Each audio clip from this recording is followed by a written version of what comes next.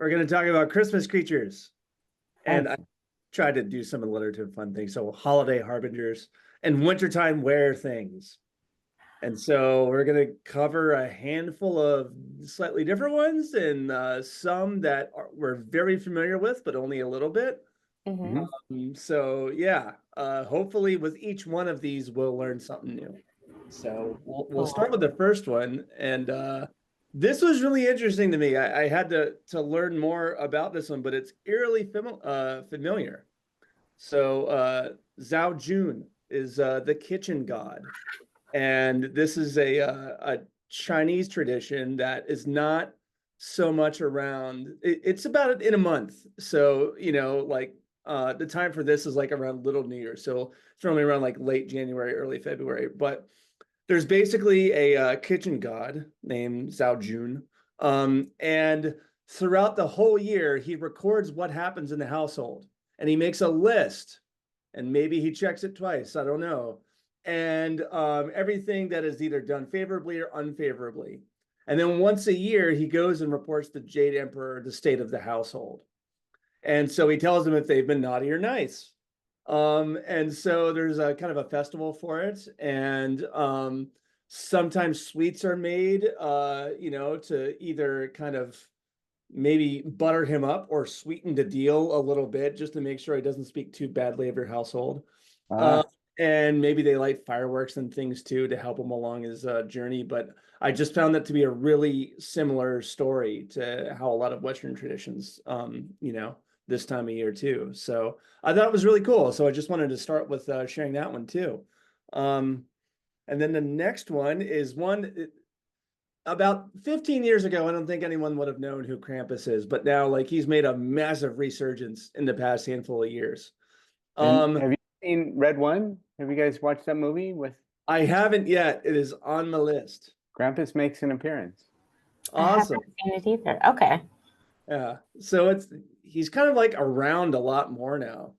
And it's kind of an older tradition. So one of the themes behind some of these is you can't actually nail down when these started. You can sort of nail down when they were first recorded, but they go back far before that. And Krampus is kind of the same thing. It kind of goes back to an older pagan tradition, which happens with a handful of wintertime and Christmas time holidays, where at the end of the year, that's when either the bad spirits would either get loose for a while and you Hmm. had to contain them, or they would be purged. And so there was an idea that like, creepy evil figures would be out walking around. And so that's probably where this idea started. But now these days, he's kind of been incorporated into the Christmas tradition, and he's kind of like Saint Nick's buddy. So Saint Nick's feast day is actually the 6th, but on the 5th, the night before, you have to deal with Krampus.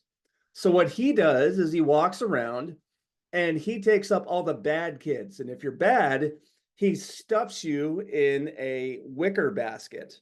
And it was basically a firewood basket that was really popular around, the European countryside whenever you were hauling firewood in for the season.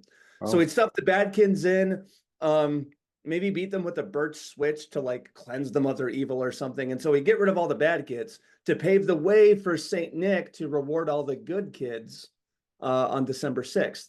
So it's kind of like a separation of duties. He deals with all the bad ones, and Saint Nick doesn't give coal to the bad kids. He just deals with the good ones who are left after the bad kids get, absconded away the night before. very So nice. that's kind of where we're at with Krampus today. Excellent. Yeah. So Saint Nick is really interesting. I really like talking about this one. So Yeah. his feast day is the 6th of December, so the day after. And there are two traditions to talk about. There's the original Christian Saint Nicholas, which goes back a really long time, and he was the patron saint of children. Um, but there are some older traditions that are kind of get incorporated too. So, for example, why does he wear what he wears? Why does he have a long white beard? Where did that come from? Coca-Cola sometimes tries to, not really Coca-Cola, but other folks suggest that Coca-Cola invented the modern visual idea of Santa Claus. That's not actually true. They kind of cemented it. Like we know he wears a red coat now with like white fur lining, Hmm. but that visual came from whenever they commissioned some work way back in the day with some illustrators, they borrowed a lot from Clement Clark Moore and a poem that he wrote. Clement Clark Moore got his ideas about Santa Claus and what he might look like from all the traditions that came before it. Like basically, Saint Nick and Santa Claus have been wearing fur-lined green or red jackets since 16th century England. It goes back a long way. Coca-Cola definitely solidified our views of Santa Claus now, but they did not come up with that idea on their own. They just kind of solidified it. So the interesting thing is, though, the pagan tradition has a tradition of once a year around wintertime, a really old guy wearing a hat with a white beard walking around giving gifts to children. And it wasn't Saint Nick, it was Odin. And so I find it really interesting that those two traditions are so similar. And so the origin of Saint Nick is very muddy. You kind of have to look at both traditions. So you know that he was a bishop, Saint Nicholas. He was a Turkish bishop. And 14th century, I think, right? Yeah, way back. Yeah, before but yeah, I mean, it's not uncommon that pagan traditions have mixed with Christian traditions. Christmas trees, like that's Yule log, that's a pagan tradition, bringing the outside in. Yeah. There's a lot of them, right? What's interesting to me is independently they had the same similar idea without knowing what the other one was doing. And so they kind of blended both together. Really fascinating stuff. I really like that one. Yeah. So the next one we'll talk about, which I don't remember. Oh yeah, is the Yule Cat. The Yule Cat. I've not heard this one before. That's another one that's newer. You can find more articles about it now because I think it was Reykjavik Times. They started writing articles about it around like 2008. And then like the internet just really liked the idea of the Yule Cat. So there's a lot more information about him now. But basically the whole thing is there's a Yule Cat. Maybe he's big, maybe he's not big. But one thing he definitely does is he eats people or their clothes, depending on the tradition, who do not receive new clothing before Christmas Eve. And so you got to give your friends and family members some kind of clothing, sometimes socks or something like that, so the Yule Cat doesn't come for them. And this goes back to like, it was written down around the 1800s. But that's kind of important because that's when like, wool harvests were like a big thing. So they would bring in like the massive wool harvest around fall. And then it was like, okay, so now we got to make sure that we spin everything and make sure that it's ready for making clothing. So it kind of followed the the textile industry at the time and just kind of where deadlines were. And it was a bit of like folklore and mythology mixed in with that. So that's where the Yule Cat came from. Okay. And there are very cute illustrations of the Yule Cat. Some of them scary, but a lot of them really cute online. So I wanted to say, this one looks majestic, magical, lovely. Yeah, so wonderful. Yeah. So thanks, Leska Art, for sharing your stuff so that we could find it online because that one's wonderful. I love how ginormous he is. Yeah. So yeah, the next one, this is another one too that you really can't date. It goes back way, way far. This is Frau Holle, and she's kind of the friendly old woman who lives in the woods. And like Krampus and other traditions, like it's part of like the 12 days of Christmas, but it goes back a lot older than that. There's in a lot of European folklore stories. There's a Grimm's fairy tale about Frau Holle that's pretty good. So it's been the idea has been around for a while. Most of the Grimm's fairy tales end with someone being eaten or something. A lot of times, yeah. Especially the earlier ones that weren't like kind of tamed a bit. So yeah, I think this one ends nice because at least in terms of like their tradition for Frau Holle, it goes both ways. She's mostly nice. So one of the stories is she taught us how to spin clothing, and so and how to get into weaving. and she taught us the craft of it. That's one of the stories. But basically, yeah, it's just one of those really old traditions where she's the old woman who lives in the woods, and she comes around during the 12 days of Christmas to either reward good households or, punish the lazy ones who didn't get ready for winter.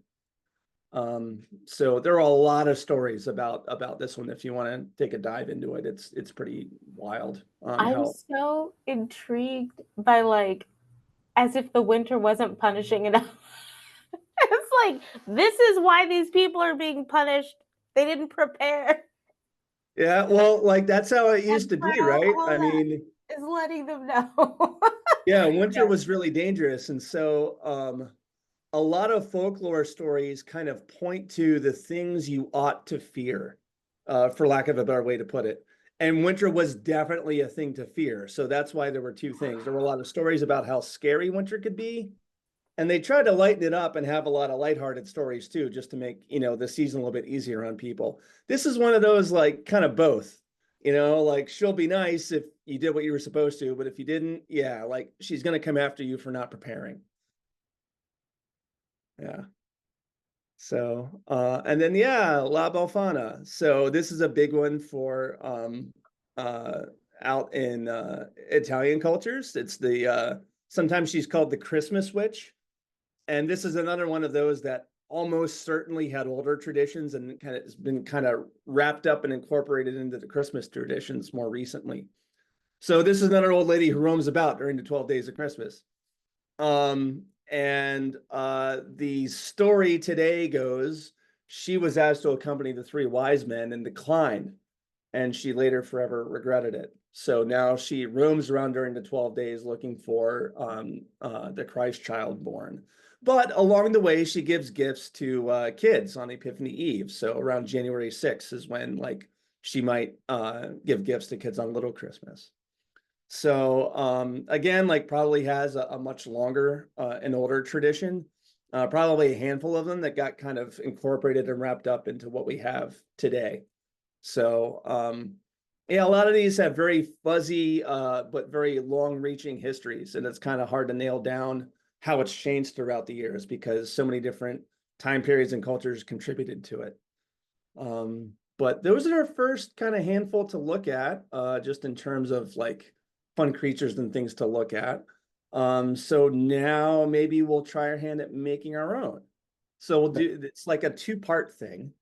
The first part will only work on kind of building the character up before we write like a story about it. So this is how you might go about it. If you find the idea of creating like a Christmas character or creature or holiday figure or winter monster too daunting, here's a framework we can use. So think of what you normally do during this time of year. Everybody has some kind of, if they're not explicit traditions, probably things you tend to do.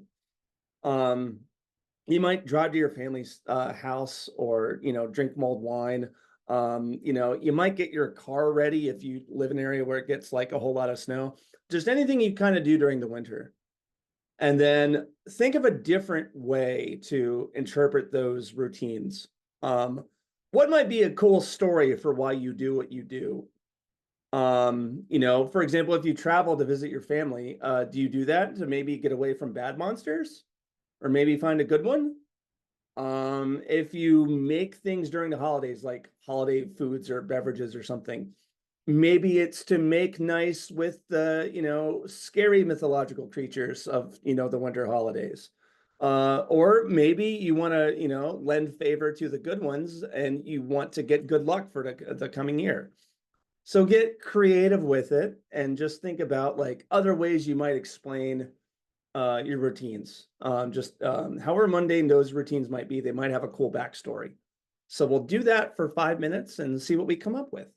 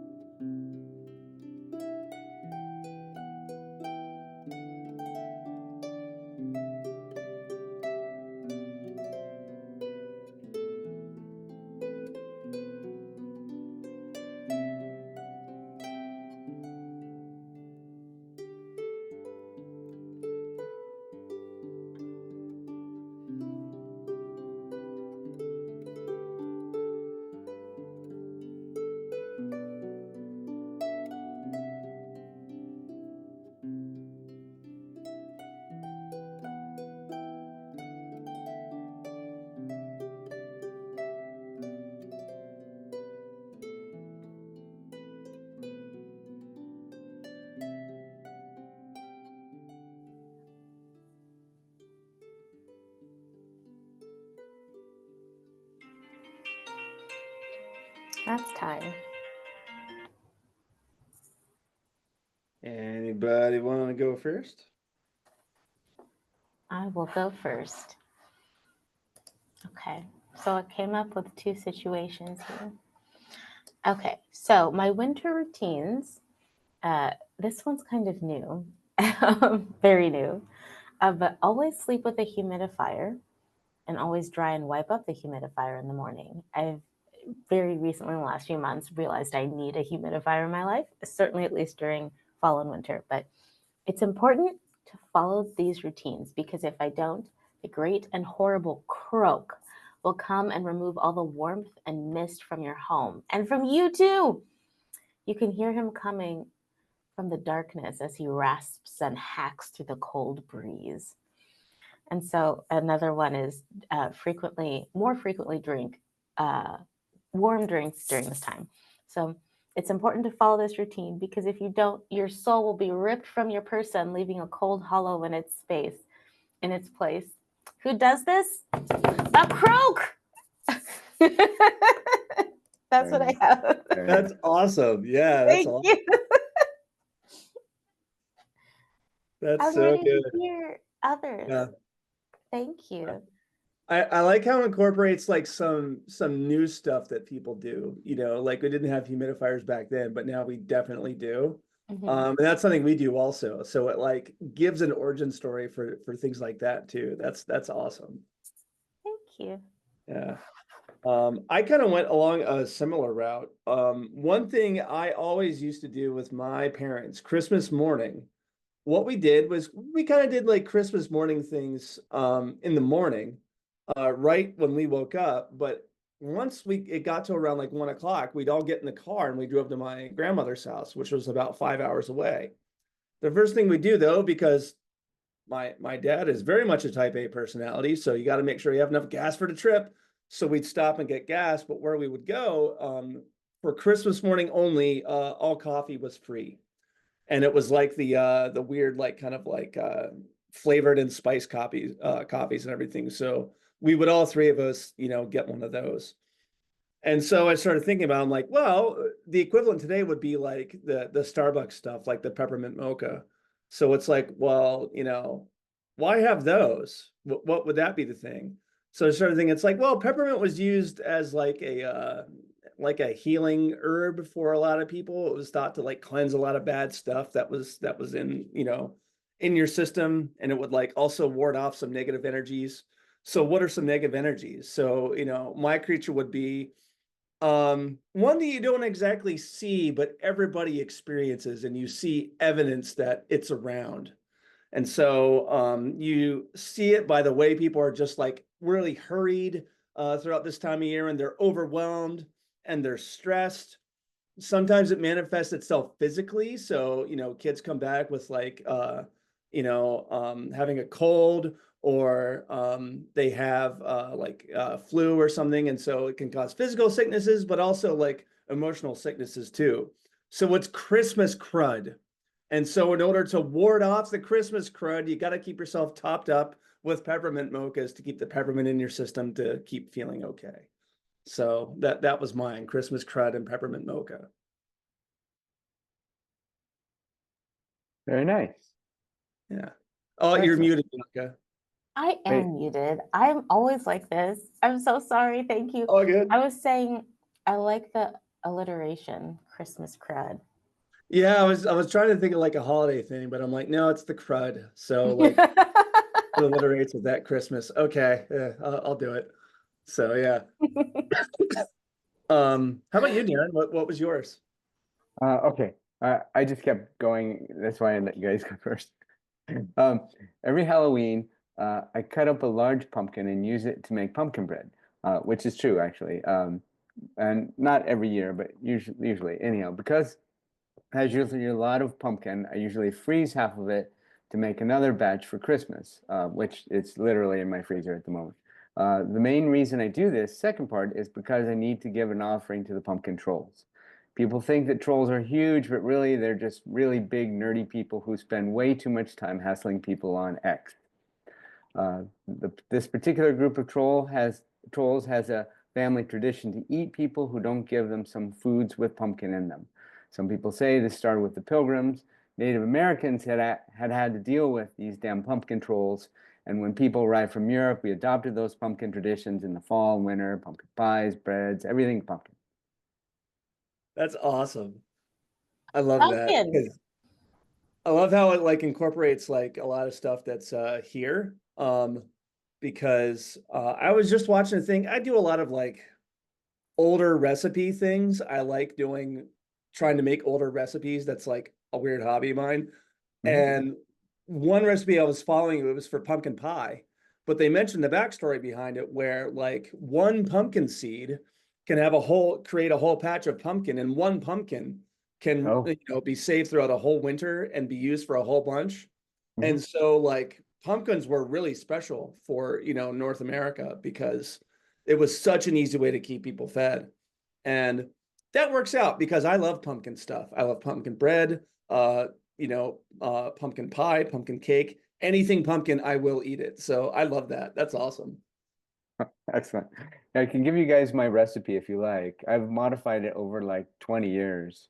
I would be very down for seeing that actually. Yeah, that'd be awesome. Okay, here I'll put these in the so you can see one is from the book, and the other is just my notes. So they're sort of in reverse order here, sorry. But yeah, so you see the book and then my notes, how I modified it. Like, it started out like it's kind of a hippie thing with like, lots of different, oh yeah, bran, had a lot of bran in it. So I took that out. And basically it's become, because of my wife's like sweets, it has become a sweet thing over years. And like less and less seeds, more and more chocolate chips, all those things, right? So, Yeah. but it turned out pretty good this year. It's dynamic, and then you can have your savory one or your sweet one. Yeah, that's awesome. So I found out that if you make them a little higher, it looks a little better. It works a little better. When the short loaves, not so good. Just so if you guys are interested in making that. Yeah. But so I don't know. I'd love to find a pumpkin now, but it's really hard to find them in stores now at this time. It's too late, right? Yeah.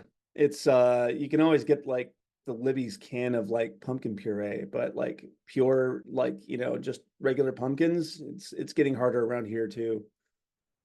My son made a pumpkin pie, he said, for his friends, and he said he used sugar pumpkins, which I'd not heard of. Have you heard of those before? No. I've never seen one, I don't think. Do they look differently? I have no, he said they're smaller, so I have no idea really. I guess they're for cooking, but it might just be spin or marketing or, you know. But so the pumpkin bread turned out pretty well this year. I recommend the big chocolate chips. The little ones just melt away and become nothing. Yeah. Noted. I'm gonna have to give it a shot. All right. And I'll let you know how it goes. Yeah, this for part 2, we're gonna work on solidifying our, holiday creature with an origin story. So how a lot of these goes, something happens the once, and then that changes events forever, and that's why we continue to do this, because of the one thing that happened in the past. So we're talking about, of course, origin stories. So with your myth, try to think about the first time it happened, or, what's the origin story of it? The first time this tradition, became a tradition, basically. And like, what's the story behind that? And so you have a couple of options. You can decide that it happened a long time ago in a village far, far away, or it could have happened to you just a few years ago. So totally up to you, but try to think up an origin story for your holiday creature or monster, and like the ritual and traditions that you practice because of that creature or monster. So we'll get a little bit more time for this one.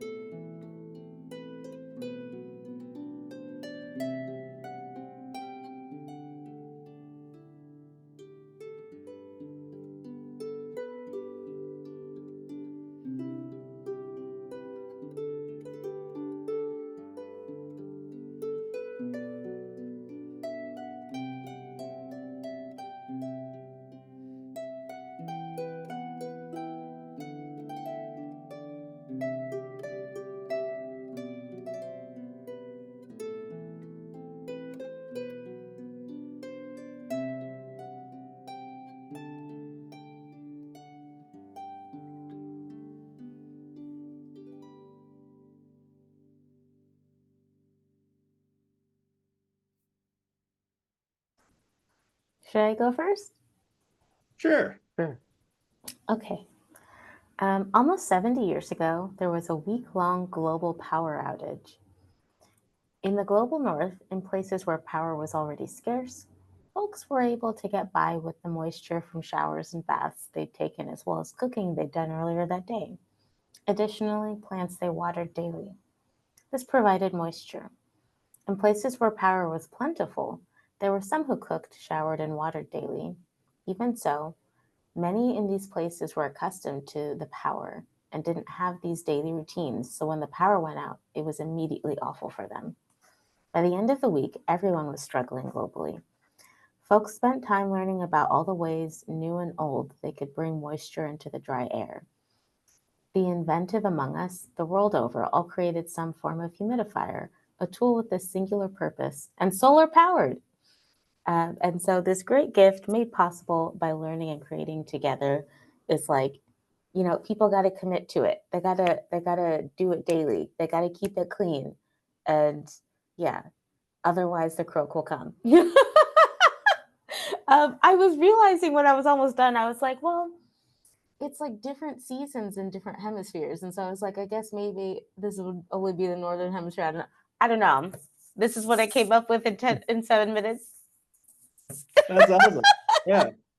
That's Yeah, nice. that's the whole idea of it, is not like, to create like a fully fleshed out story, but try to think mythologically. So Yeah. just take regular routines that we used to ascribe meaning to all the time and just try to do it again. So yeah, like way to go. I really like it. Thank you. Nice. Yeah. Let me see. I was going to say something. Was I going to say something? Listen, I forgot it and I'll remember it later and I'll write it down. Alrighty. I'll say Darren. I'll go this time since like I went last time. At least I'm pretty sure I did. I don't remember the order. Anyway, Go ahead. Go ahead. mine happened a couple decades ago. And the first instance of Christmas crud happened in a town in Pennsylvania called Centralia. And the town was pretty good and like pretty prosperous. People liked living there. It was a pretty nice like industrial town. And then, just people started to get like the wintertime malaise. And, people just started to get like really cross with one another and just like really stern and just very overwhelmed. And it got so bad actually that like people could just feel the seething negative sentiment.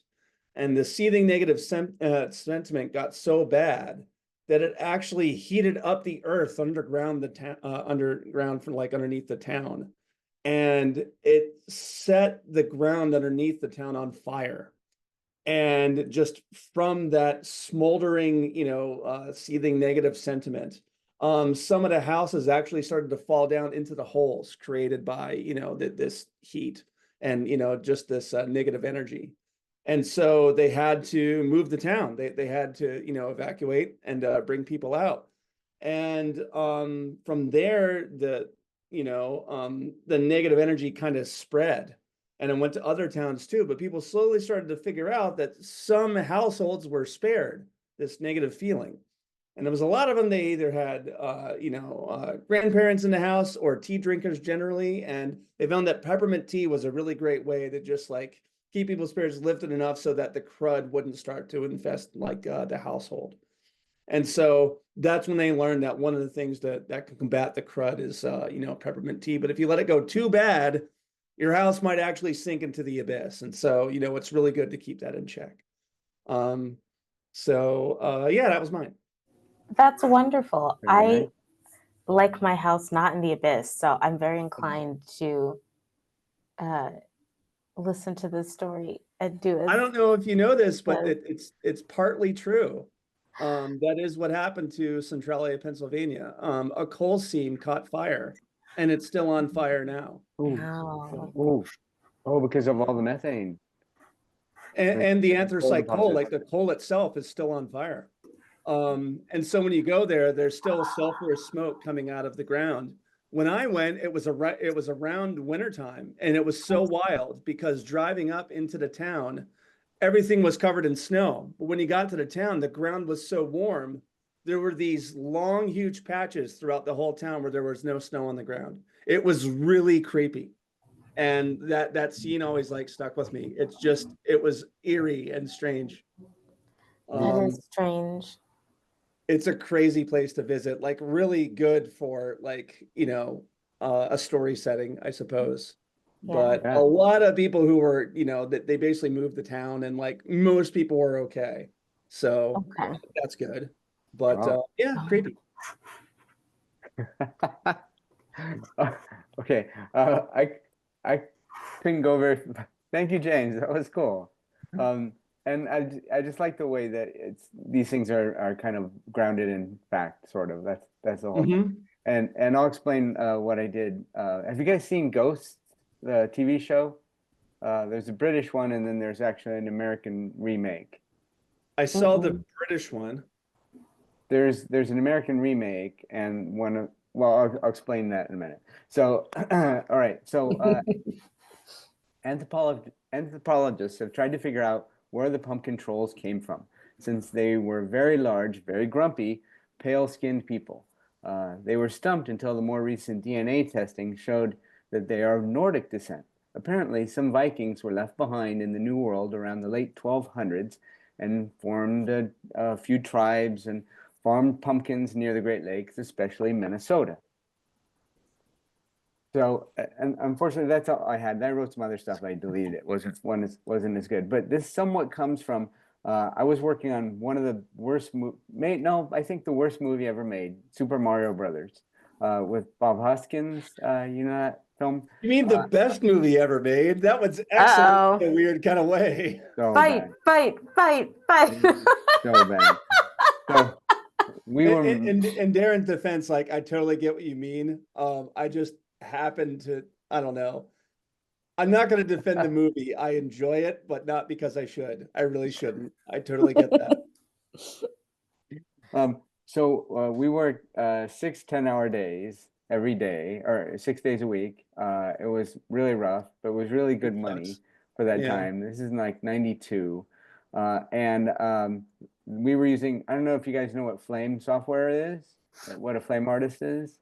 So they're like a paintbox artist, but this Flame stuff could do, high resolution. And we use these big computers with special drives and stuff.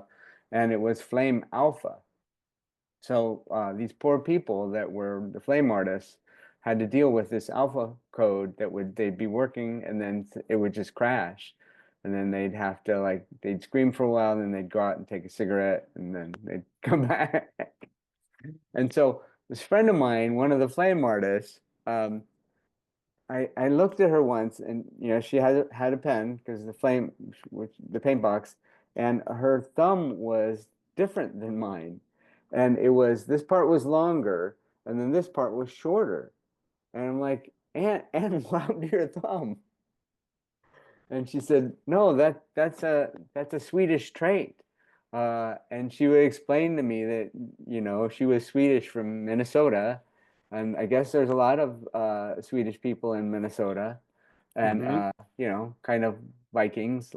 So, yeah. All right. You guys have really great Christmas. Yes.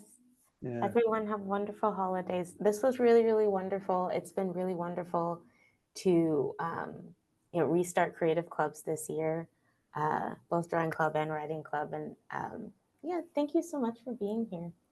Yeah, you all too. These have been really great. And it's so fun to kind of, go through stuff like this and just kind of, a lot of the stories we went through today, for example, like no one knows how old they are, and I started trying to be a little bit more deliberate, like telling some of these stories to my daughter, because I'm just like, she's not going to care about Cinderella. I have to remember she's heard it once. She's watched the movie just the one time. So it's like she's not as ingrained with it. I'm just, so it's good to kind of every time you reference a story, like you keep it alive a little longer. And it's always good to do that, like tell your own. So this is a really good time of year for it. So thanks for everybody, for taking part in this one. Amen. Yeah. And when I'm going to see my kids, I'm going to try to remember to tell stories my grandfather told me to them. Yeah. It's weird too, like just how like household story traditions, just like where they come from. My daughter knows a handful of things that my grandfather did, like during the holidays or other times of the year, and like she's never met him. It's just we always talk about it, like whenever it happens. Yeah. Like Yeah. silly shenanigans making coffee one day turns into this thing that you always talk about. So it's great. That's awesome. Yeah, and that's the whole point is we need to remember those things. It's really important for us. Mm-hmm. Yeah. The power of story. Amen. Yep. Yeah. Yes. It's an Awesome. important thing. So Yeah. yeah. Thank you both very much, and you guys, please take care. Yeah. Thank you. You too. And yeah, see you all around the new year. Thank you. Yeah. Awesome. All right. Take care. Bye bye. See ya. Bye.